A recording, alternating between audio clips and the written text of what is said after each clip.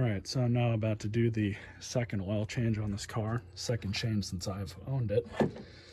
And I've got about 5,500 miles on it since my last change.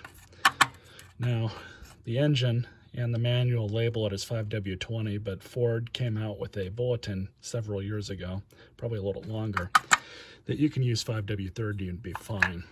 So that's what I got. So that and that are both under 20 bucks. I think the oil was 14 and change. The filter itself was $2.99. You can get a high mileage full synthetic oil. That's Walmart's brand, of course. And you really don't need to spend any more money on that, especially if you want synthetic. For regular conventional oil, it's only $1 cheaper for the 5-quart jug, so it doesn't really make sense. I mean, you might as well just run the synthetic. Now, the oil that I had in this before was the Mobil 1 Enhanced Fuel Economy, which is currently still in it. I haven't drained it out yet. And I didn't notice a single difference with their claims of better fuel economy with it. And it actually stepped down to a 0W20 with that oil. So there's no real sense in using that stuff again. All in all, it was about, I think that oil was about 22, 23, so it was about 10 bucks more than this. So again, it doesn't really make sense. You know, the extra $10 on a better oil. Now, Walmart's oil is bottled by Warren, which if you go and look through their the oil data sheets that people have put up, this oil is actually a really good oil. If you want to pause that.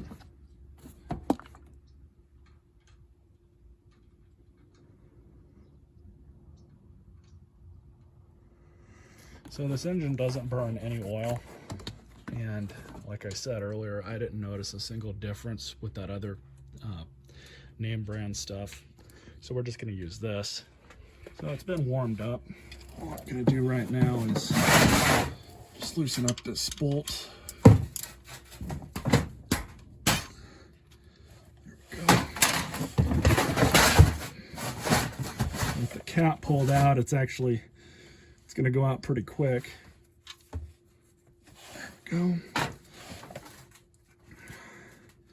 It's pretty black, but color isn't really an indication of wear or breakdown in oil. So we'll just let this drain, and we'll clean up everything down here. Make it look a little bit better. So it's all cleaned up. It's in pretty good shape. I don't go back on these with an air impact or anything like that, or even a torque wrench for that matter. I just do them nice and snug. I've done enough of these drain plugs to know that, you know, what's too tight and what's not. That's probably good enough. Stick the plug back in. With it nice and dry like this, it's actually a lot easier to see if you have any leaks or not. So we're just gonna, like I said, tighten this back on. Just kind of snug. Not too tight.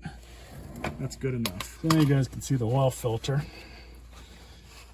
And I like using these. I don't put my filters on horribly tight either. A lube shop will, but that's more like for liability than anything else. So we're just gonna undo this. It might leak a little bit,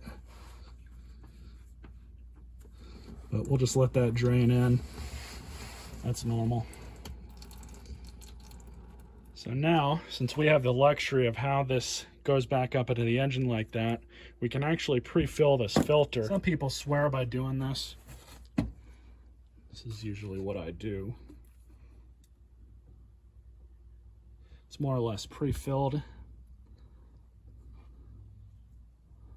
And you just run the oil around that seal. One thing you do want to make sure of, I can see perfectly fine, but sometimes on some oil filters, the seal or gasket there isn't going to want to come out, and it'll stay on the side of the engine. And if that happens, obviously you're going to have to get it off, but you just want to make sure that that does not happen. So what we're doing right now is just going to clean off the surface a little bit. Pre-filled oil filter.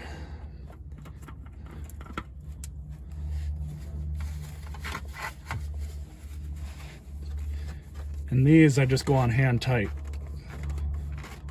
Nice and snug. I don't use the special wrench to tighten these back up. You don't want to over tighten an oil filter. I've seen people do that.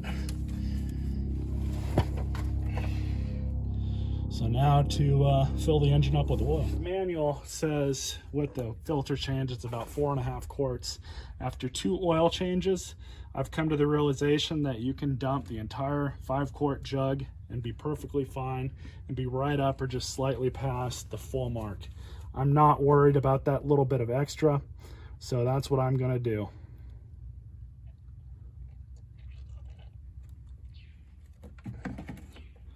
And we'll just let the rest of the jug drain. Any leaks here at the bottom? Doesn't look like it. No drips at all. Alright, so that's done.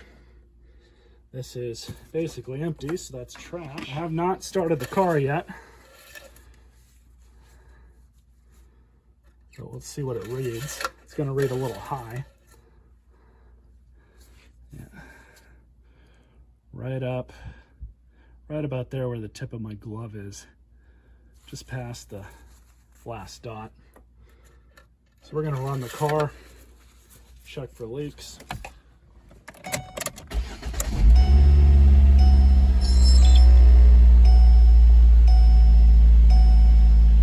So we'll just run it for about 10 seconds and then shut it off. Let it set for a little bit and recheck the oil. So it's been sitting for a couple minutes. Let's see where it's at now.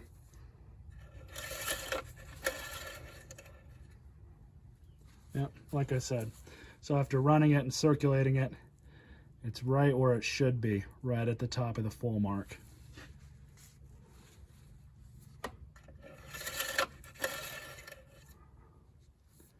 Yep. No change. It's perfectly fine. Cheap Walmart branded oil is probably the best deal for oil you're going to get, unless for some reason you have a need or a reason to buy Pennzoil or Castor Oil or any of the other ones. But in most cases, especially if you're running a beater car, there's really no point in spending a whole hell of a lot of money on oil.